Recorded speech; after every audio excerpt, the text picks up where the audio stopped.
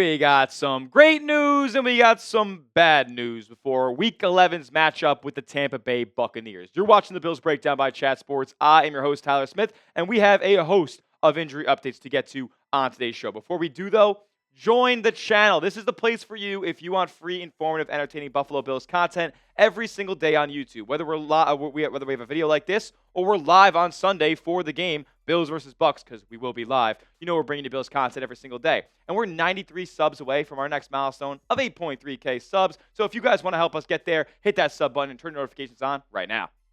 All right, the great news starts with this because it is extensive. A lot of these guys that you see on your screen right now were limited participants in Wednesday's first practice of the week leading up to the Buccaneer game. And now we have 10 guys who are full participants and looking like they're ready to go for this matchup. Chrisitan Benford with the groin, he was a full participant. So was Terrel Bernard with the ankle he's kind of been bothered by all season long. Joey Bosa with the wrist. He was wearing that club kind of just thing on his hand there. He looks to be shedding that this week. That's his hope, that he won't have to wear that club on his hand when rushing the passer this Sunday. Epenesa, full participant after coming back from that concussion. That is great news. Been one of the more underrated pass rushers in all of football this year. Taron Johnson, major news there because it's the Bills' starting nickel, one of the best run defenders at that second or third level. He's ready to go with that groin injury. Joshua Palmer, we'll talk more about him in a second. He's looking like he's ready to go after suffering that injury against the Falcons a few weeks ago. Jordan Phillips with his wrist was a full participant.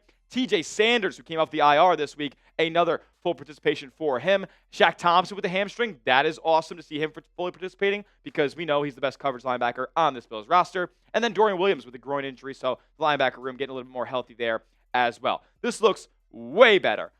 This looks a hell of a lot better than it did on Wednesday, where most of those guys that we just went over were limited participants, and their status for Sunday was kind of up in the air at this point. With those guys all being moved to full participants, a couple of key position groups that weren't at full strength against Miami Dolphins in Week 10, and I don't think it's a excuse to make that the Bills weren't fully healthy in the loss to the Miami Dolphins, but they are significantly better off in some areas here. Cornerback. I mean, you got your CB1 back. Max Harrison doesn't have to be guarding, Emeka Egbuka for most of this game.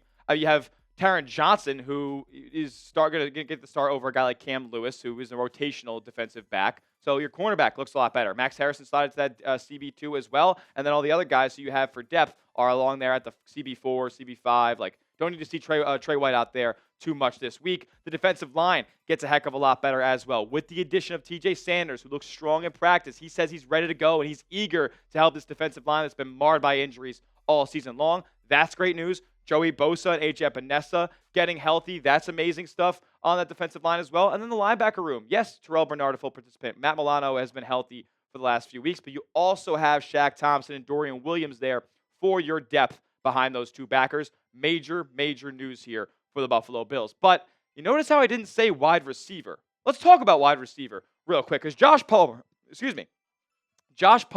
looks like he could be ready to go for this week. He's looking good in practice, looking smooth, and this return could really be huge for the Buffalo Bills here. He just kind of seemed to just be coming along in that Falcons game in the first quarter where he caught a 40-yard bomb from Josh, had another 15 to 20-yard grab in that first opening period as well, and he looked like he was on his way to being a standout receiver on this Bills team that has had a lack of production at that position. But it looks like he's ready to go here, and he's ready to help this Bills receiving core, no doubt about it. Joe Brady had this to say on Josh Palmer and how highly he thinks of him. I thought Josh did a really good job in the Atlanta game until he got injured. I think he was coming along and finding different ways to use him. He was an important signing to us. When he's ready to go, he's going to be an asset that's going to help us continue to get this pass game where it needs to be. Now, Joe Brady, do I believe you? Do I believe the pass game will get where it needs to be? We have more on the wide receiver spot that we're going to get to later on today's show that would tell me that the passing game is not going to be where it needs to be, and we already know the status of Dalton Kincaid as well. If you're happy, though, that we're getting more and more names healthy on this Bills roster, on this Bills depth chart, make it known for me. Like today's video, health is wealth. If you're happy that the Bills are getting a little bit more healthy here as the season kicks into its home stretch, make it known. Hit that like button on today's show. Speaking of receiver, Gabe Davis.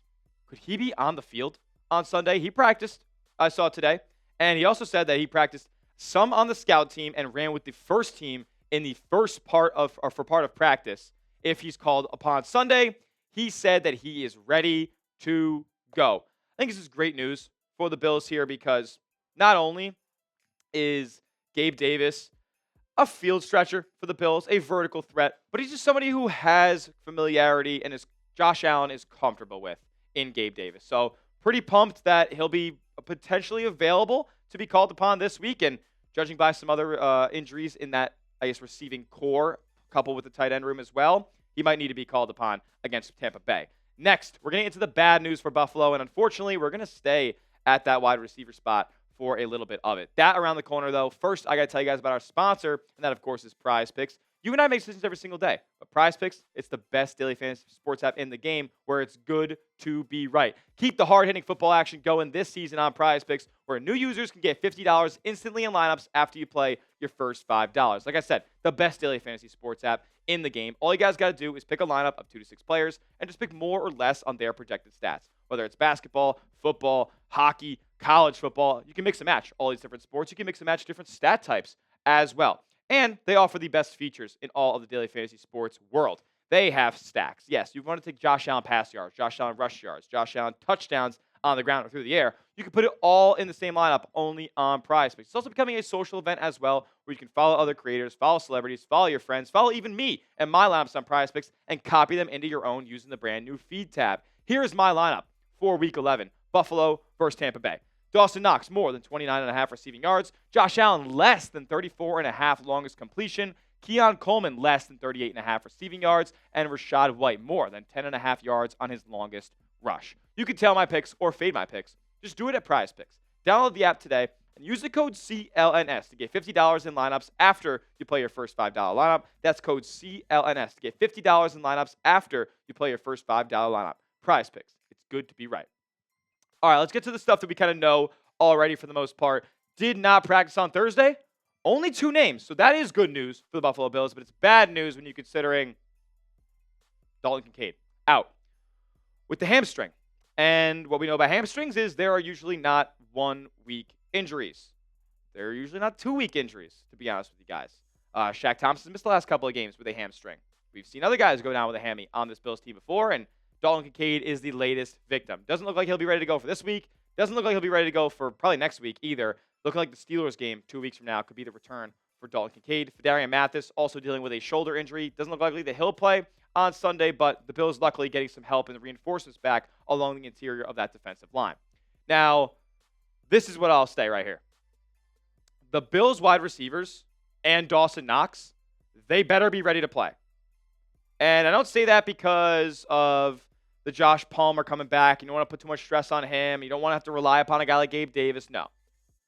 It's because they might be missing their next best weapon after Dalton Kincaid. You're going to be missing Kincaid. You could also be missing Khalil Shakir, who was a limited participant on Thursday. The second straight day of that being the designation for him. Cam Lewis dealing with a calf injury as well. Like hamstrings, there's usually not 1-week recoveries on a calf, so he looks like he won't be ready to go this week. And then ankle and ribs with Khalil Shakir. It's unfortunate. It's really bad. Although, with Khalil Shakir, the Bills have necessarily used him to, I guess, the most capabilities. It doesn't look like he's ready. It does not look like Khalil Shakir is ready to play this week. Not because he's been limited for 2 straight days, but because he's doing the Dalton Kincaid thing. He's wearing the red no-contact jersey at practice on Wednesday and on Thursday. Kincaid was doing that with that oblique injury, and he missed the games after he was wearing it. Not too optimistic that Khalil Shakir is going to be ready to go for Sunday's action. But does it even matter? Like, the way they've been using Khalil Shakir this year, it's been questionable. It's been borderline wrong. 46.7% of Khalil Shakir's receptions this whole season have been at or before the line of scrimmage. They don't get him going vertical. They don't get him in intermediate routes over the middle of the field. Like, I bet Khalil Shakir's frustrated with the way that he's being used, to be quite honest with you guys. Like, he can never get anything going down the field where he can show how well he can actually separate. It's just straight drags or screens or bubbles. Like, can we get this guy working in some other capacity? Because clearly every other receiver on this Buffalo Bills roster can't do it when it's asked of them. So why don't we try test out the guy who's making $15 million this season to go out there and run a little bit more of an extensive route tree? Now, with this being said, with him potentially not being able to go this week, Kincaid not able to go this week, I would expect to see Mecole Hardman, maybe even Gabe Davis at wide receiver at some point this week. There are two new guys I guess Gabe Davis not a new guy, but new to the active roster here, and then Mecole Hardman new to the whole system in general. It's going to be a very interesting look offensively for the Buffalo Bills this week, but I do believe it's great news that the Bills' defense is going to kind of be close to back to full health. All the starters are going to be available as far as the guys who aren't on injured reserve so far this season. So the last thing I'll say about this game, last thing I'll say about these injuries, and basically the whole status around Sunday, if you lose this game, seats only get hotter. I mean, people are going to be calling for Sean McDermott's job. People are going to be calling for Joe Brady's job. People are going to be calling for Bobby Babbitt's job, Brandon Beane's job. You better go out there and win this game. And honestly, I think you better go out there and win this game decisively. 2 scores. Go beat the Tampa Bay Buccaneers in your home arena or your home stadium and get back in the win column, because the inconsistency, it's frustrating me. It's frustrating a lot of the Mafia as well. With that being said, who do you got?